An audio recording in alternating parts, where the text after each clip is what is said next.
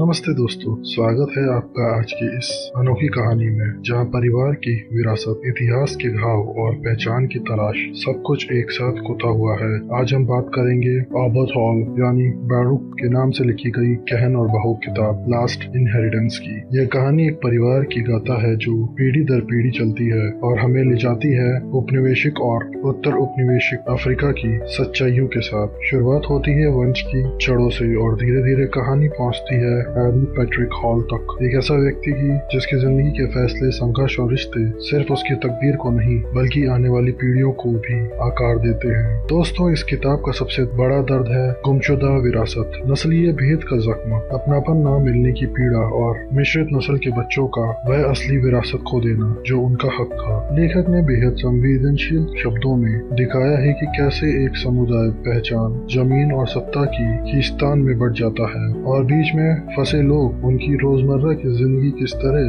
समाज की नाइंसाफियों की मार झेलती है। लेकिन दोस्तों, लॉस्ट इनहेरिटेंस सिर्फ दुख और संघर्ष की कहानी नहीं है। यह कहानी है हिम्मत की, सम्मान की और अपने अस्तित्व को साबित करने की। यह हमें बताती है कि चाहे हालात किसी भी मुश्किल क्यों ना हो, इंसान की जिजीविशा कभी हार ना मानती। लेखक ने बेहद ईमानदारी से अपनी निजी यात्रा को बयां किया है, जहाँ कठिनाइयां भी हैं और जीत के पल भी। इस सफर में आपको दिखेगा दर्द, मगर उसी के साथ दिखेगी जज्बे की ताकत जो हर बार इंसान को उठ खड़ा करती है। यह किताब सिर्फ भावुक नहीं बल्कि बेहद शिक्षाप्रद भी है। यह हमें पहचान, पारिवारिक रिश्तों और सामाजिक बंधनों को पार करने के मायने समझाती है। हर अध्याय हमें इतिहास की ओर भी ले जाता है और इंसानियत के असली संघर्ष की ओर भी। और आखिर तक पहुँचते पहुँचते यह कहानी सिर्फ एक परिवार की कहानी नहीं रह जाती, यह बन जाती है हम सब की कहानी। नुकसान, हिम्मत और न्याय की तलाश एक सार्वभौमिक कथा। तो दोस्तों, अगर आपको परिवार की किस्मत पर आधारित संस्मरण पसंद है, अगर आप इतिहास और समाज के